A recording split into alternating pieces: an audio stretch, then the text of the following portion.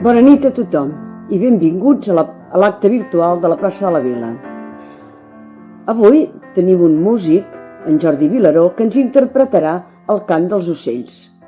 És professor de l'Escola Superior de Música de Catalunya i compositor de sardanes. El manifest ens el llegirà la Isabel Bruguer, que ja coneixem tots. Doncs moltes gràcies i endavant, Jordi.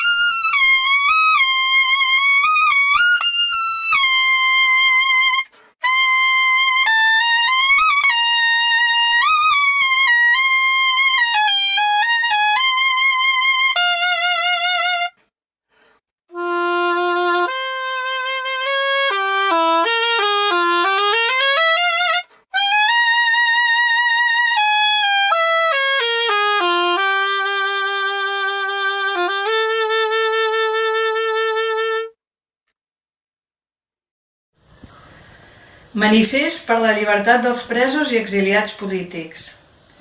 Diem adéu a la Setmana Santa. Diem adéu al confinament total. Pedro Sánchez ha decretat que els treballadors podran tornar a omplir metros i autobusos. Això sí, amb mascareta i guardant la distància de seguretat.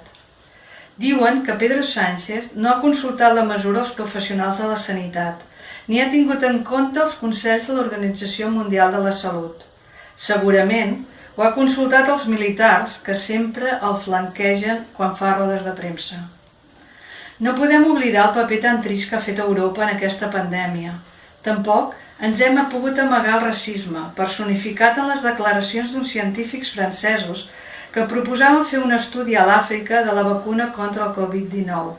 I ho argumentaven dient que allà no tenen ni mascaretes, ni tractaments, ni aparells respiratoris.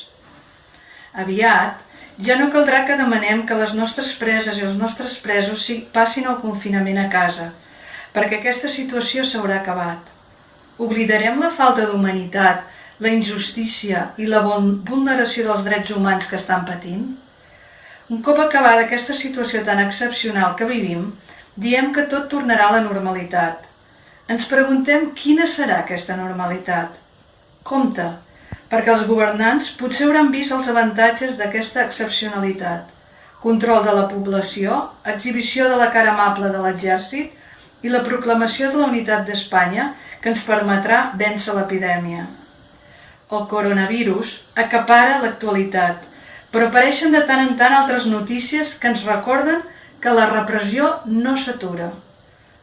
Acarnissament de la justícia contra Sharaf i Ibrahim, acusats d'aldarulls durant les protestes al carrer dels dies posteriors a la sentència. La Fiscalia demana 9 anys de presó. També ens fem una pregunta.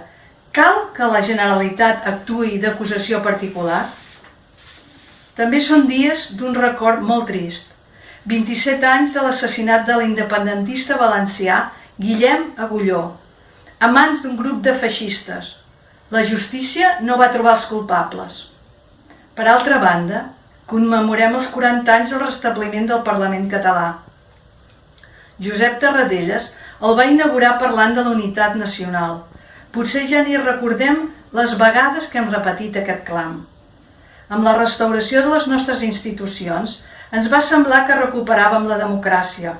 40 anys després, Tenim un Parlament segrestat pels tribunals, una de les presidentes, Carme Forcadell, a la presó, i el 155 aplicat per segona vegada amb l'excusa de la pandèmia.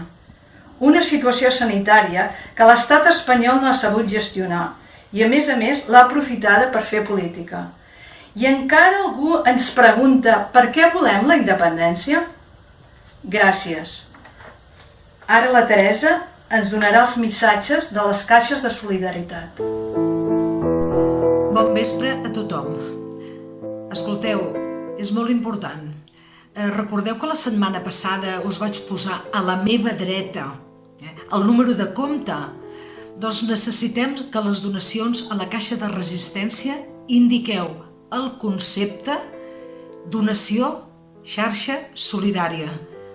És molt important, el concepte donació xarxa solidària. Una altra cosa que si veu fer difusió d'això de la caixa de resistència, sisplau, torneu a fer difusió compartint aquest missatge. Vinga, moltes gràcies i seguim. Queda't a casa.